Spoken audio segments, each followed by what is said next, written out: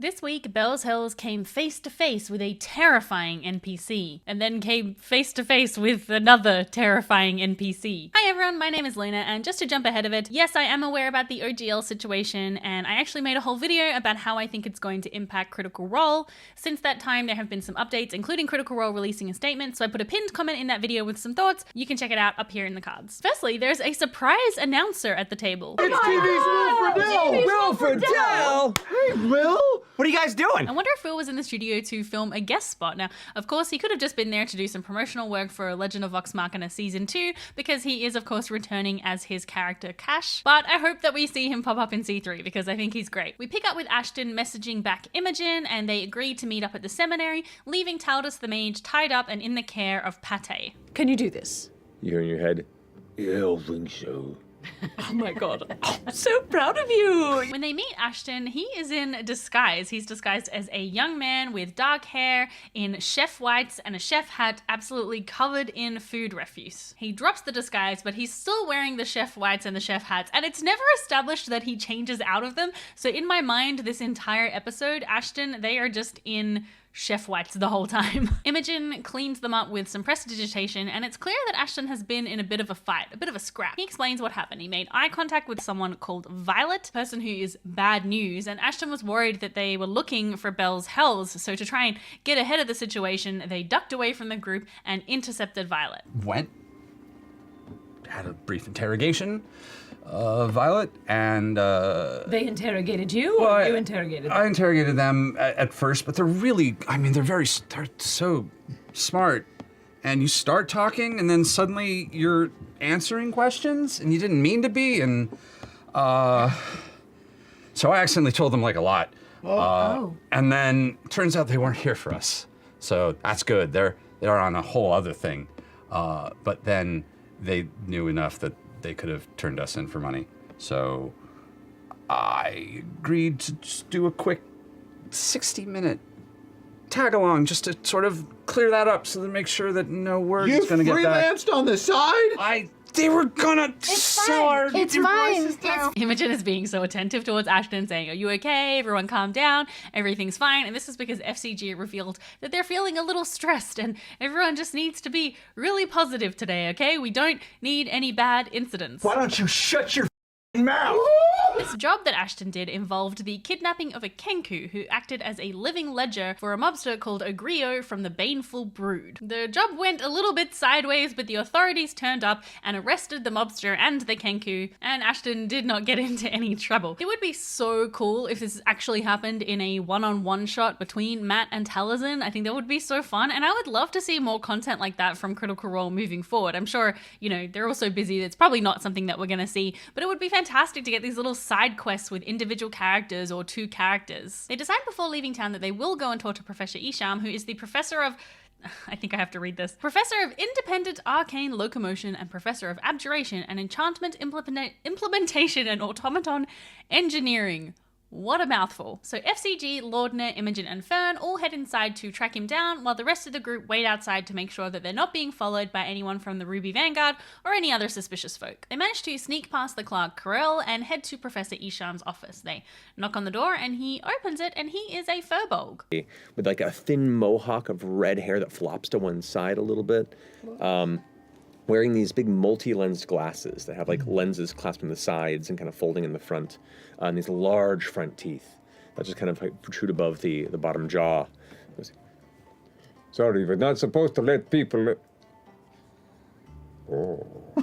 His office is sort of a hodgepodge of arcane and artificer materials, and in fact it's more like a workshop where students can come and observe and tinker and experiment. FCG shares details about their past, wanting to know what could have happened to them and asking Professor Esham for help. And the professor is thrilled to agree. It's, not very often that you get an actual Aomaton walk into your office, so he agrees and opens him up to have a look inside. Patience, you're a Ormatan.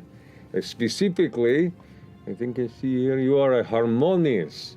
Aormaton. Harmonious Aormatons were created as peacekeepers, diplomats, communicators, and guides, which FCG is confused by, believing that they were created as a Trojan horse. However, Professor Esham does say it is possible that he was part of the Care and the Culling event, which is that event in which a number of Aormatons turned on their companions and murdered them. We first learnt about that from Imahara Joe, but that there's no real way at the moment to tell for sure. He continues to look inside FCG and says that they have a unique arcane power accumulator, which is the power source for the Aormaton, and it's quite large. Large sphere of like deep blue, almost like a light purple color, this like glow of arcane energy that's kind of like it's different. It looks stranger. There's like an intricacy to the mooring and like the metal elements to kind of hold it in place. And you watch as he holds it very carefully and goes, I think this might be part of the source for your abilities, your powers, but I would caution this, it could be unstable due to age or damage, and most arcane accumulators, when ruptured, can detonate in an extremely destructive degree. Perhaps it was installed as a failsafe? I don't know. Just Fail-safe, you mean it's not necessary to my function? Well, this is necessary to your function, but it also, if it was to be overcharged with too much arcane power, I see. A fail-safe to destruct. You would take out most of this building. So we're gonna go ahead and put this back. We're gonna put this back. We're gonna very carefully put this back. That is slightly concerning. Cut to all of us in the season finale just crying our eyes out because Sam decided to detonate FCG's arcane power accumulator to defeat the BBEG and save all of his friends. The professor comes to the conclusion that FCG has been modified or adapted for some other unknown purpose, potentially for this Care and Culling event or for another one. In fact, the professor is somewhat confused that FCG has healing powers, since healing powers are not often associated with the harmonious Aormatons.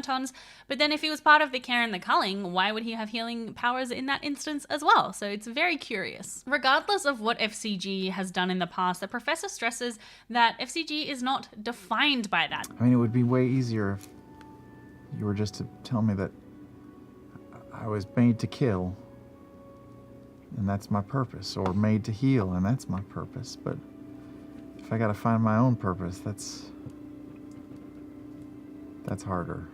Oof, I felt that one in my bones. Before they leave though, FCG asks for a very important upgrade, asks Professor Esham to make a compartment inside them that they could bake things inside, like an easy bake oven. So the professor gets to work. Meanwhile, Imogen and Fern leave Professor Esham's office to seek out Professor Khadija Sumal. peeking through, you see just kind of the left-hand side of an older female orc.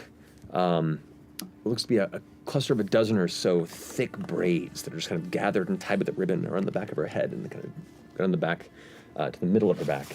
Dark brown eyes and then gray-green skin. She looks kind of worn down, like she's been worried and stressed for a long time. She is very hesitant to speak with them, rebuffing them several times until Fern says, you know, we're here for some Ruidus stuff, so let's talk. Imogen explains that her mother is Liliana Temeld and asks for some information about her. The professor basically shares what we already learned from Ebenold Kai, that Liliana came, she was a willing volunteer as part of the study, and that she demonstrated heightened Ruidus-born powers, being an exultant. The professor explains that the Omen Archive was a study designed to document famous Ruidus-born throughout history, as well as study regular Ruidus-born. She says that throughout history, there have only been a handful of exultant Ruidus-born, but that number has been slowly increasing. Onahan Thul was also a part of this study and seemingly arrived knowing what the Omen Archive was already for. She already had a lot of information about it, and she participated in some of these experiments, and she was pushing things really far and asking a lot of questions. So they became really concerned, the Grim Verity that is,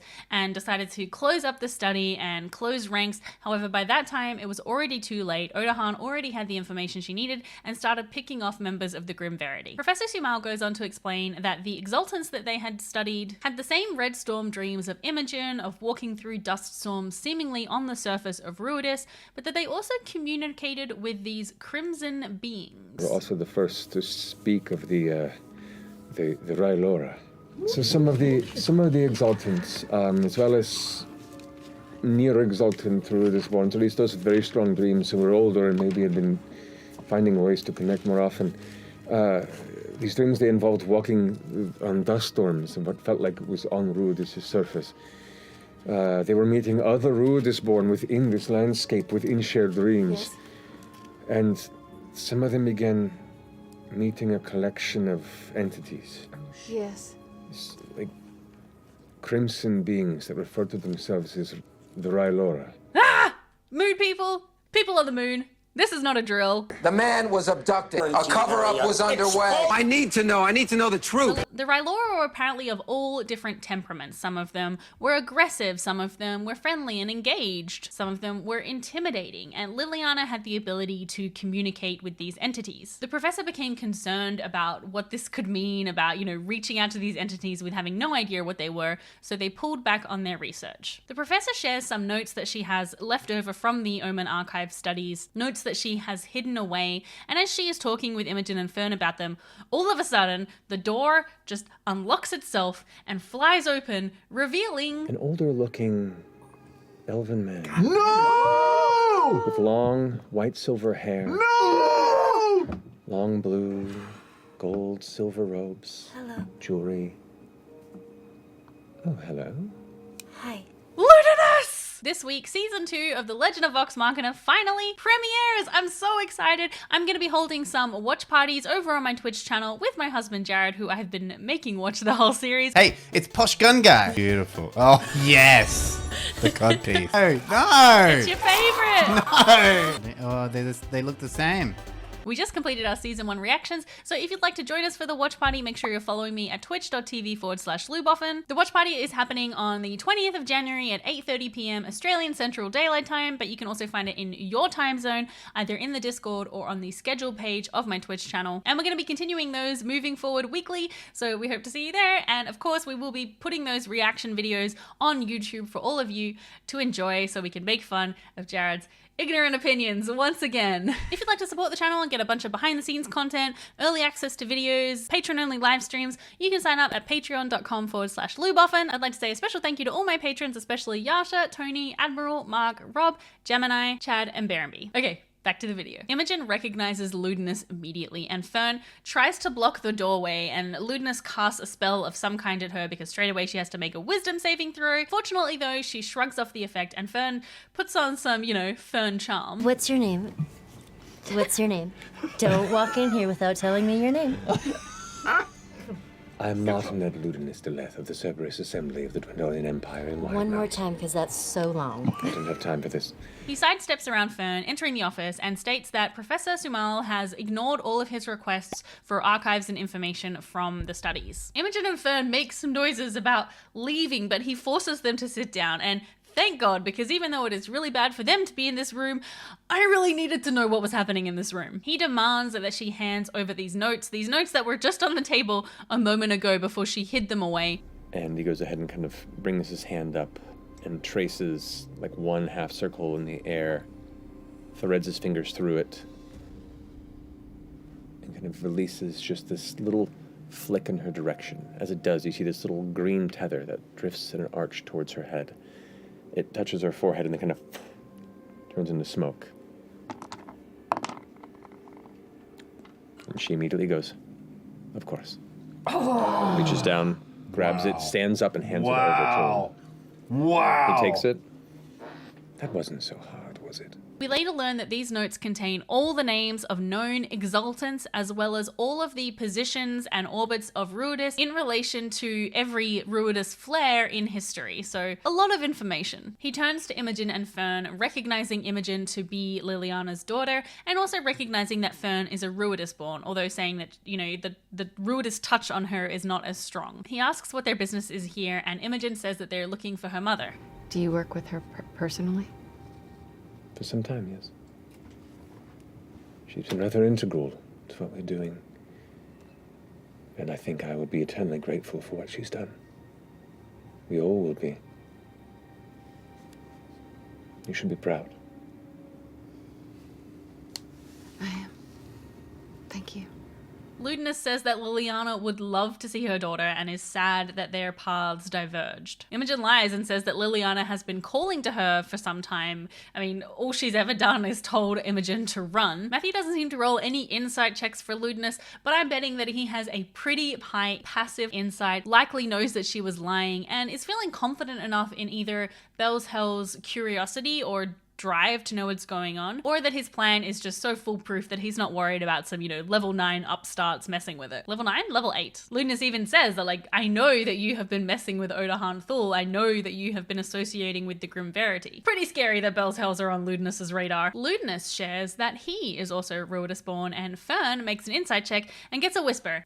When are we getting that whisper cam? I need it. I need to know. Then Ludinus gives us a little insight into his state of mind. He leans forward and gets very close to your face, his eyes meeting yours.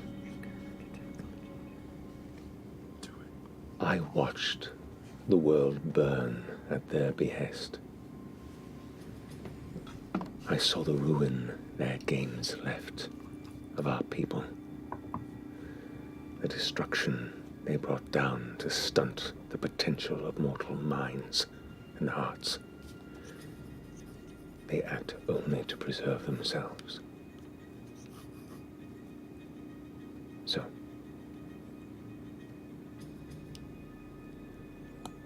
if there is even an ounce of you that finds faith in them, there is no place for you amongst us. Okay, let's break this down. We know that Ludinus was a survivor of Melasmere, which was an elven city in the year 585 post-divergence that fell to some great cataclysm. We don't know exactly what happened at Melasmere, but in the Campaign 2 wrap-up, Matt did share some details. So he shared that in Aor, they were doing some research trying to create arcane plant life, and that these experiments and these trials kept failing and they sort of kept working at it, but before they could complete the work, Aor, the city, fell. Something from that research was brought back to Melasmere. Something was uncovered and accidentally detonated in Melasmere, and when it did, it unleashed one of these failed experiments that didn't necessarily create new life, but it just corrupted it wholly. Destroying the city. Whatever this corrupting force is spread throughout the surrounding forest, which is now known as the Savalier Wood. So when Ludinus says, I watched the world burn at their behest, he could be talking about those events in Melasmere. Melasmere? I feel like I'm saying that wrong the whole time. I'm so sorry if I am. However, it does sound an awful lot like he's talking about the Calamity, right? The Calamity where the gods fought this huge battle that wiped out a third of civilization, and it destroyed all of the advanced arcane and technological discoveries that civilization had made. Now, for Ludinus to be around during the Calamity, he would need to be like over 900 years old, and elves typically live, I think, to be about 700 years old. So it may be that Matt has homebrewed it that elves live longer in Exandria than in other D&D settings, or a juicier theory, in my opinion, is that Ludinus may have access to life-prolonging technologies, which could make sense if you're a mage of Aor that was experimenting on Luxon beacons and also dealing in a lot of time travel experiments. If Ludinus is from the Age of Arcanum, then he would have knowledge of that technology, and perhaps having access to Luxon beacons now is able to exploit it or to recreate it. So whether Ludinus was alive during the Calamity or is simply referring to the events of Melasmere, one thing is certain, Ludinus is f***ing terrifying.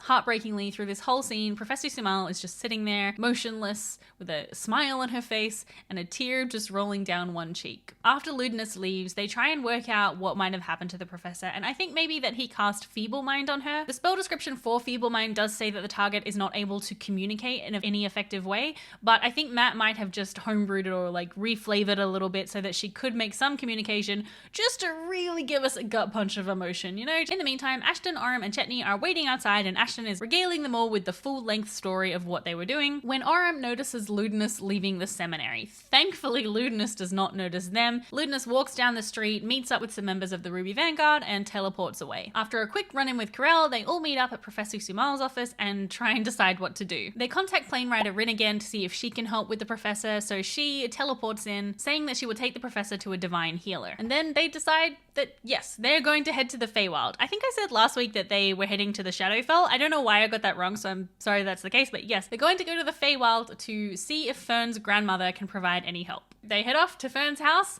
Ligament Manor, in the Harrowcall Fens. Nothing ominous about that at all. We gotta go. Let's go recruit a fucking grandma. Let's do this shit. Plane Rider Rin casts Plane Shift on all of them, and they arrive in the Feywild. The place they arrive is a creepy, magical marsh with vibrant green and blue mosses and strange-looking flowers and strange-looking creatures and sounds of toads filling the air. And Fern herself is changed somewhat being here. There's something different about her. Her features are sharper. Her eyes are bigger and deeper. The ears seem to almost be longer. Her limbs seem to be just slightly exaggerated. Fuck. There's this Hag-like. otherworldly kind of air about her that is just unique. They start moving through the marsh, and the plants and the wildlife seem to follow them as they go. Lordna makes a connection with the flowers, who seem to respond to the sound of voices and singing. As they continue walking, they hear shifting wood, and they see this huge tree kind of walking through the forest, sort of reminded me a lot of the Ents from Lord of the Rings. And as this tree is walking, its roots surround Belle's Hells. In order to escape, Fern plays her pan flute, and Imogen sings a little jazz, and they sort of manage to make their way out from underneath those roots, and they arrive at Maury's house. It is built around a huge tree that has multiple trunks that sort of twist around each other, and there are all these little huts built on different branches of the tree with little bridges swinging between each hut. The entire tree is dripping with vines and ivy, very spooky. Fern dashes ahead, so excited to be home, and the ivy parts, revealing an entryway, and the others somewhat hesitantly follow. Oh, Fern, how we have missed you. I've missed you so bad! I run over and I just leap into her arms. You see her leap into this shape, this shadowed shape on the opposite side of this area that kind of like grabs her for a second. The shoulders are wide.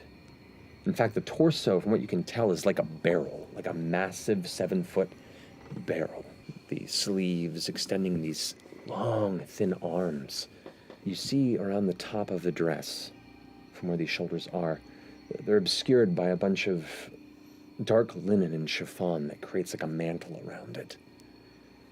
And from within that mantle, you watch emerge a head on a stretching, craning neck. Craning like a giraffe. What the fuck? Wreathed in long, tangled white hair, like a horse's mane, that travels down the whole length of it as it extends about 2.5, 3 feet from the shoulders. You see a wrinkled, old woman's face, with a pair of noseless nostril holes, a terrifying wide smile of jagged teeth. Her dark, eyeless sockets each hold a sunken, golden glow. Fern, with your friends, like a cocktail. Oh my god, yes. Yes, Please. yes. Let's get some cocktails. Let's put some music on. I'm sorry we came in unannounced, but guys, this is my Nana Maury. Welcome, welcome. We have guests. You hear a voice say, Welcome, this world. Oh, does she have a partner, or? No, that's her. That's also her? Show 'em, Grandma. she like pulls open the front of the dress, and you see the barrel torso, a massive pair of sunken eyes, and a second mouth that stretches across the entirety of the belly, that curls into a smile. We haven't had guests in a while. We're excited. Come, let me show you to my tiki bar. And that's where it ends tonight's episode. Oh, I knew she was a hag, but that was just something else. It's giving me flashbacks to watching Total Recall as way too young of a child and always getting so scared. So yes, as we all predicted, Fern's grandmother is a hag. It's clear that she has domain over this fane, that the environment around her is warped to her own particular flair. Belle's Hells are gonna have to watch themselves a little bit, I think, but I'm so excited to see more of Fern's relationship to her grandmother, and hopefully we can learn more about the Malleus Malleus key that is located here in the Feywild. Hey, and speaking of Malleus keys, thank you to everyone who pointed out last week that Malleus actually means hammer. I didn't know that, so I thought I was being really clever with my whole, Malleus being a bone in the inner ear situation. Turns out that it's called that because it is shaped like a hammer. Look, you can't get every theory right, okay? But also, some critters with better memory than me recalled that Eeyore was working on these machines called Factorium Malice or Creator Hammer, which was designed to kill the gods. In fact, the gods felt so threatened by this power that during the calamity, the Betrayer gods and the Prime Deities called a truce so that they could band together to send Eeyore crashing down and stop them from using this machine. One such experiment, we assume, was considered too dangerous to be allowed. And as such, the city was struck. Also, I'm just realizing that this lends a little more credence to the theory that Ludinus was at Eeyore before the time of the calamity, because perhaps he has knowledge of these machines, these Factorium Malleus, and he is recreating aspects of them for the Malleus keys in order to release Predathos to kill the gods. It's all coming together.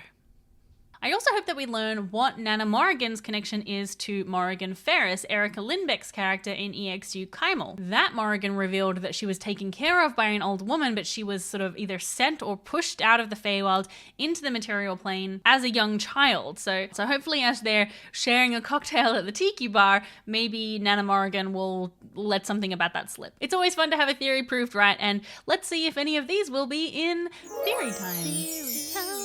This first one reads, my personal theory is that the Luxon is actually the creator to Predathos' destroyer.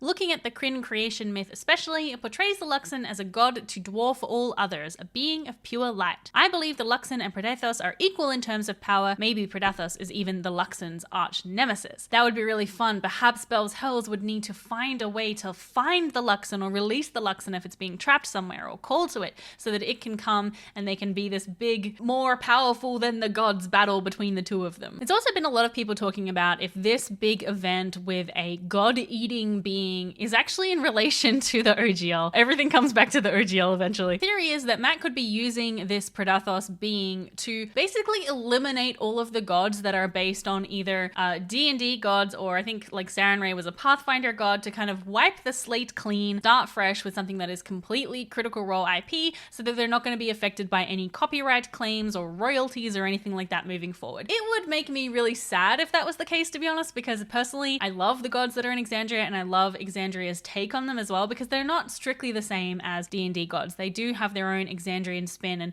if the Raven Queen is gone, then what happens to Vax and like all of these questions about what it means for all these gods to be gone. But I just wanted to include it because a lot of people have been talking about it, and it is a solid theory. I guess I hope it's not right. If you've enjoyed this video, don't forget to hit the like button and to subscribe. And if you're looking for something to watch while we wait for the Legend of Vox Machina Season 2, you can watch our Season 1 reaction playlist right here. Bye!